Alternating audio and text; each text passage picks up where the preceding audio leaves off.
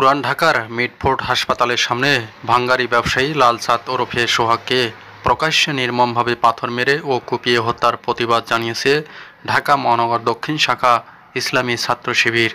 একই সঙ্গে সারা দেশে চলমান চাঁদাবাজি ও সন্ত্রাসী কর্মকাণ্ডের বিরুদ্ধে বিক্ষোভ মিছিল করেছে সংগঠনটি।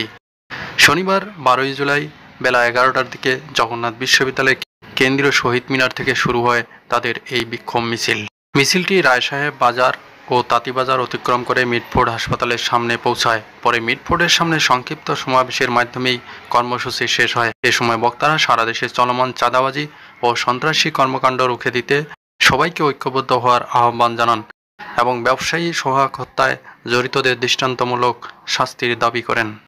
এদিকে মিটফোর্ডে ভাঙ্গারি ব্যবসায়ী সোহাগ হত্যার ঘটনায় জড়িতদের আইনের আওতায় আনা হবে বলে জানিয়েছেন স্বরাষ্ট্র উপদেষ্টা লেফটেন্যান্ট জেনারেল অবসরপ্রাপ্ত মোহাম্মদ জাহাঙ্গীর আলম চৌধুরী।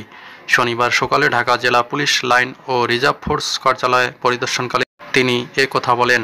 স্বরাষ্ট্র উপদেষ্টা বলেন, বিচার প্রক্রিয়া ধীরগতির দায় আইনশৃঙ্খলা বাহিনীর না, তবে আইনশৃঙ্খলা বাহিনী নির্লিপ্ত ভূমিকা পালন করছে না।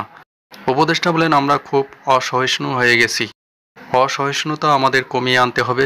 সমাজের নীতি নির্ধারক, অভিভাবক, শিক্ষক, চিকিৎসক সবার চেষ্টায় এই সহিংসতা কমিয়ে আনতে হবে।